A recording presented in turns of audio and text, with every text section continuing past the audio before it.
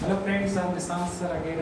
Welcoming to the Sangh Academy classroom program. Last classes we discussed about the Election Commission of India. Okay, and if you see the previous video, आप जब previous video को देखेंगे, watch करेंगे, you will realize we will discuss lot of provision for the Election Commission. Some remaining provision of the Election Commission. Just like we already discussed the Election Commission as a constitutional body and also define the what is the function, what is the constitution, कौन-कौन बना हुआ है, and then हम इनको भी define करना है कि कॉन्स्टिट्यूशन में कुछ वर्ड नहीं दिए गए हैं, कि कॉन्स्टिट्यूशन ने इलेक्शन कमीशन के बारे में सम स्टेटमेंट नहीं बोला है. Constitution has a silent on particular topic. Okay, first one is qualification. Just मैंने बताया था इलेक्शन कमीशन जो मेंबर होंगे उसमें 3 मेंबर कमेटी, अभी जो मेंबर की कमेटी है 3 मेंबर प्रेजेंटली में है. तो election commission is silent on the qualification. Means what कि chief election commission and another 2 election commission कौन होंगे मतलब वो आईएएस ऑफिसर होंगे, आईपीएस ऑफिसर होंगे, या कोई पॉलिटिशियन होगा, या कोई एजुकेटेड पर्सन होगा. कॉन्स्टिट्यूशन है साइलेंट, मतलब कॉन्स्टिट्यूशन ने उसकी अहर्ता मीन्स हिंदी वर्ड है अर्थ, क्वालिफिकेशन नहीं डिफाइन किया है. कॉन्स्टिट्यूशन ने डिफाइन नहीं किया है कि कौन बनेगा. That means कोई भी पर्सन बन सकता है अकॉर्डिंग टू कॉन्स्टिट्यूशन. ठीक है, उसने डिफाइन पर्टिकुलर नहीं डिफाइन नहीं किया है, मतलब ये पावर दे दिया है प्रेसिडेंट को. President will be define. हमने प्रीवियस क्लासेस लेक्चर में डिस्कस किया था कि this is the president power, कि president will be appoint the person who having the capability. President के क्राइटेरिया के अकॉर्डिंग डिसाइड होगा. Second word, The Constitution also silent on a specific term. मतलब क्या कि उसने Constitution ने नहीं डिफाइन किया है कि जो हमारे election commission, chief election commission और इलेक्शन कमीशन बनेंगे वो कितने टाइम के लिए बनेंगे. 2 year, 3 year, 5 year, 10 year, for long a period of time. मतलब उनका टेन्योर नहीं फिक्स किया है कि जस्ट लाइक आपने देखा होगा प्रेसिडेंट 5 ईयर प्लान होता है. प्रेसिडेंट 5 ईयर के लिए बनते हैं. प्राइम मिनिस्टर आपने ये देखा होगा, prime minister 5 year approximately 5 year के लिए बनते हैं. हमने ये देखा है कि स्टेट में जब इलेक्शन होता है, स्टेट में इलेक्शन होगा विधानसभा या विधान परिषद के लिए, तो विधानसभा में जो मुख्यमंत्री रहते हैं, चीफ मिनिस्टर रहते हैं, तो उनका टेन्योर 5 ईयर के लिए आप अज्यूम कर सकते हैं, क्योंकि उनका 5 ईयर के लिए उस विधानसभा का टेन्योर होता है. वैसे ही चीफ इलेक्शन कमीशन का कोई टेन्योर फिक्स नहीं किया गया कि वो कितना लंबा चलेगा, कितना शॉर्ट होगा. Third one, Constitution also silent on one specific perspective, just like after the retirement. जब पीपल रिटायर होते हैं तो उसके बाद में क्या they will be join government job, या they will be come working under the government. तो कॉन्स्टिट्यूशन हैज अ साइलेंट. हमने देखा कई बार ऐसा भी हो सकता है कि जब चीफ इलेक्शन कमीशन है, इलेक्शन कमीशन है, he will be give the more preference to any government. वो किसी भी गवर्नमेंट को सपोर्ट करेगा ड्यूरिंग द इलेक्शन, और उसके रिजल्ट में, उसके बेनिफिट के लिए, उसके बाद में जब गवर्नमेंट बनेगी तो government will be provide benefit to this type of person, chief election commission या इलेक्शन कमीशन. तो constitution are the silent on this issue कि उनके रिटायरमेंट के बाद इलेक्शन कमीशन क्या करेंगे. Very crucial. तो वी अंडरस्टैंड कि constitution not define the qualification, क्या एजुकेटेड है, एजुकेटेड नहीं है, गवर्नमेंट जॉब में है नहीं है, ये डिफाइन नहीं किया है. कितने. Second provision, not define specific term कि 5 ईयर के लिए होगा, 10 ईयर के लिए होगा, 20 ईयर के लिए होगा, not define. And also retirement age भी नहीं डिफाइन किया गया है कॉन्स्टिट्यूशन के द्वारा. Okay, next we are discussing the function of the election commission. Election commission what are the performing. मैंने पहले बताया था कि main function of the election commission to free and fair election. एक इंडिया में एक अच्छा इलेक्शन करवाए जिसमें ट्रांसपेरेंसी.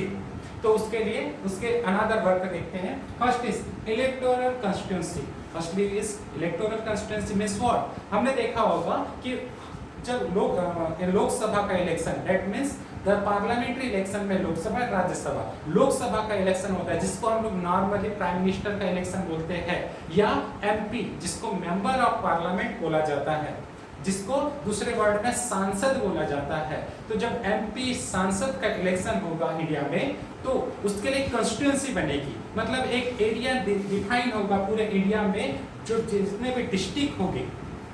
रिमेंबर डिस्ट्रिक्ट भी टू टाइप्स के होंगे, एक होता है एडमिनिस्ट्रेटिव पर्सपेक्टिव से, एडमिनिस्ट्रेटिव पर्सपेक्टिव से मतलब वहां पर डिस्ट्रिक्ट कलेक्टर कंट्रोल करेंगे, बट इंडिया को अगेन दूसरे पार्ट में डिवाइड किया जाता है फॉर वोटिंग पर्पस, उसी को बोला गया constituency, electoral constituency. Electoral constituency का मतलब कि एक स्पेसिफिक एरिया के लोग उस मेंबर ऑफ पार्लियामेंट को या मेंबर ऑफ स्टेट लेजिस्लेचर के मेंबर को वोट करेंगे, ठीक है। मतलब निर्वाचन क्षेत्र जिसको हम लोग हिंदी में निर्वाचित क्षेत्र, निर्वाचन क्षेत्र बोला जाता है, उसका भी डिफाइन कौन करते हैं, इलेक्शन कमीशन। वो एक इलेक्शन कमीशन जो होती है वो खुद के बेस पर न कर एक कमेटी होती है, उसके बेस पर वो डिफाइन करती है constituency. Second one revise electoral roll. हमने देखा होगा जब भी वोटिंग होती है तो वोटिंग में वोटिंग लिस्ट देखी जाती है, तो आप वोटिंग लिस्ट को जो प्रिपेयर करने का वर्क रहता है, this also come under the function of election commission of India. Third one dates nominated paper, dates for the nomination paper. हमने देखा होगा जब भी इलेक्शन कमीशन आता है बोलता है दे आर स्टेटेड दैट कि इलेक्शन विल बी हेल्ड, यहाँ पर इलेक्शन होगा, यहाँ पर इलेक्शन होगा, यहाँ पर इलेक्शन होगा, और उसके बाद people are filling the form, the candidate जो होते हैं वो फिल द फॉर्म करते हैं फॉर द इलेक्शन में कंटेस्ट करने के लिए। तो उस कंटेस्ट में जब किया जाता है तो उसका जो नाम फिल किया जाता है उसका भी work election commission of India ही करता है। Next recognise political party, just like आप एक पॉलिटिकल पार्टी बनाना चाहते हैं एमपी में, यूपी में, बिहार में, और उसको सबसे पहले आपको एक फॉर्म फिल करना पड़ेगा जो कहाँ पर होगा, इलेक्शन कमीशन ऑफ इंडिया में। इलेक्शन कमीशन ऑफ इंडिया ही आपको एक पॉलिटिकल पार्टी एक नाम देगा आपको, या नाम आप देंगे तो उसको रिकॉग्नाइज करेगा, एक रजिस्टर करेगा अपने पास, और उसके बाद सिंबल में डिस्ट्रीब्यूशन जो आपको सिंबल मिलता है, जैसे कि कांग्रेस का हेड है, बीजेपी गवर्नमेंट का बीजेपी जो पार्टी है उसका कमल का फूल है, और जो बीएसपी है उसका हाथी छाप है, ये सब जो रिकॉग्नाइज करता है, ये जो सिंबल रिकॉग्नाइज करता है, ये भी इलेक्शन कमीशन ऑफ इंडिया के अंडर में आएगा। Next one code of conduct. आपने देखा है कि अभी आप कुछ दिन पहले हमने देखा था कि अभी चुनाव है कहाँ पर, बिहार वेस्ट बंगाल में, और वेस्ट बंगाल में जब भी इलेक्शन होगा या कभी भी इलेक्शन होता है किसी भी स्टेट में, तो उस स्टेट में आचार संहिता लगती है जिसका इंग्लिश नाम है कोड ऑफ कंडक्ट। इसके अंडर में सभी गवर्नमेंट की फंक्शनरी अनाउंसमेंट रुक जाता है। आचार संहिता में क्या होता है कि गवर्नमेंट एक नया प्रपोजल लेकर नहीं आती है, जो काम है वो चलते रहता है, बट नया अनाउंसमेंट नहीं होता है क्योंकि इससे इन्फ्लुएंस हो सकता है। यही नहीं, इसके आचार संहिता के अंडर में बहुत से आपने जो कंट्रोल है गवर्नमेंट से ना होकर उसमें डिस्ट्रिक्ट कलेक्टर के पास जाता है, या आप अज्यूम कर सकते हैं जब आचार संहिता लग जाती है तो ये पूरा कंट्रोल चल जाता है इलेक्शन कमीशन ऑफ इंडिया के पास, और वो अथॉरिटी देता है डिस्ट्रिक्ट कलेक्टर को, और डिस्ट्रिक्ट कलेक्टर मैनेजमेंट कंट्रोल करता है district. Next one roster for the roster preparation. आपने देखा होगा इलेक्शन कमीशन के पास एक और अथॉरिटी है,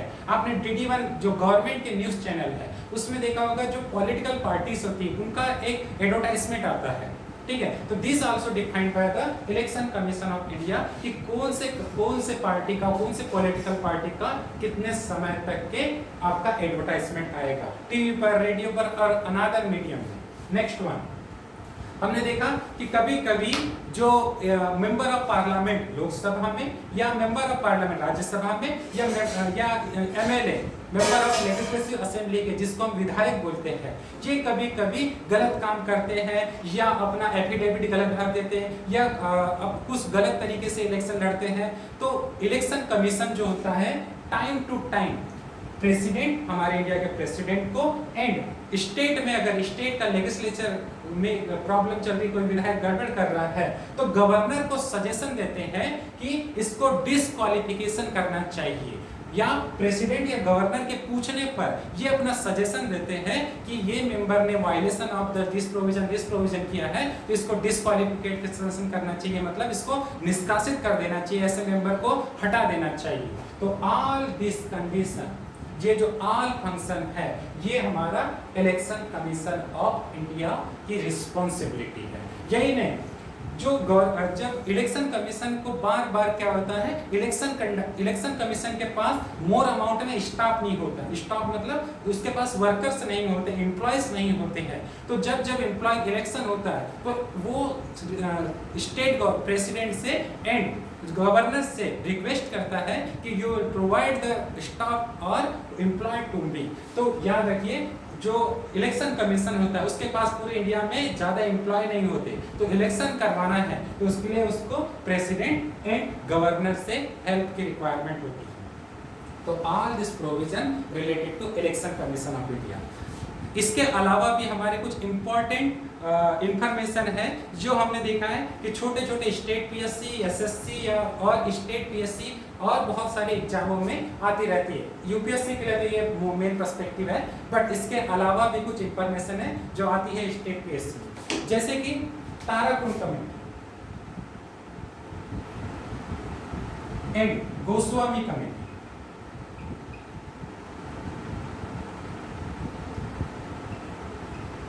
ये दो कमेटी है।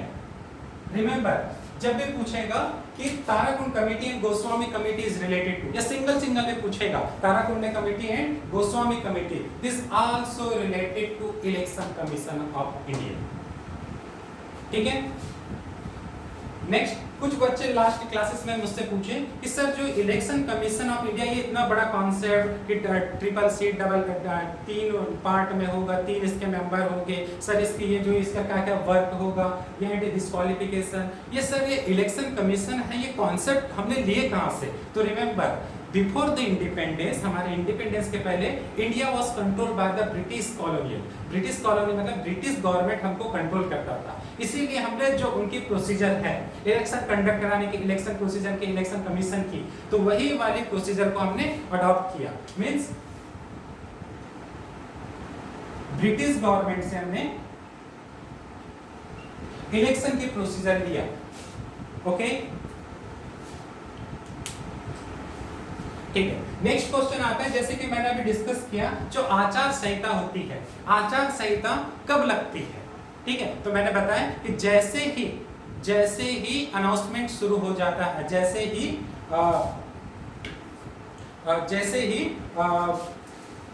अनाउंसमेंट की जाती है इलेक्शन होने वाला है, उसके नेक्स्ट उसी टाइम से पूरे स्टेट में या पूरे कंट्री में, अगर कंट्री का इलेक्शन है तो कंट्री का, और अगर स्टेट का इलेक्शन है तो उस स्पेसिफिक स्टेट में आचार संहिता लग जाती है। नेक्स्ट, आपने देखा होगा चुनाव प्रचार ड्यूरिंग दिस टाइम चलते रहता है, लेकिन चुनाव प्रचार कब बंद हो जाता है? तो रिमेंबर, जैसे जिस दिन वोटिंग होगी,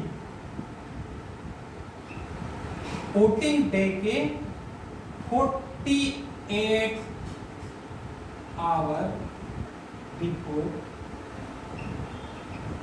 मतलब जब वोटिंग डे में जब वोटिंग फिनिश होगी,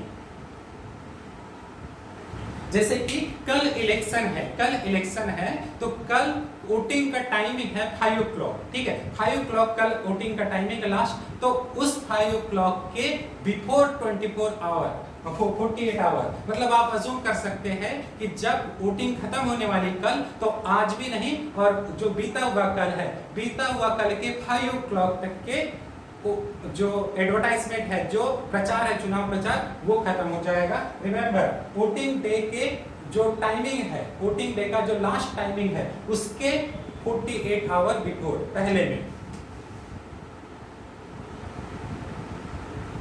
नेक्स्ट क्वेश्चन आता है कि सर जो हमने देखा है कई जगह पर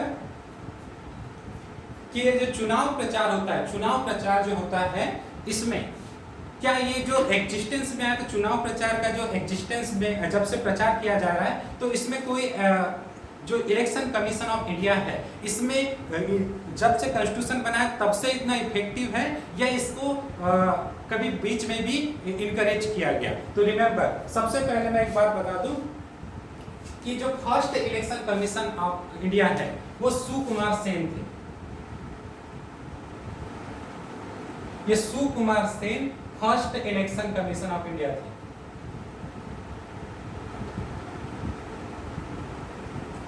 ठीक है, जब ये ही become first election commission of India, उस समय इलेक्शन कमीशन ऑफ इंडिया की ज्यादा रिस्पॉन्सिबिलिटी नहीं थी, उनका वर्क ज्यादा नहीं था। लेकिन जैसे ही हम देखें 1990 और 1996 के बीच में एक प्रोमिनेंट पर्सनालिटी इलेक्शन कमीशन बन के आए, उनका नाम है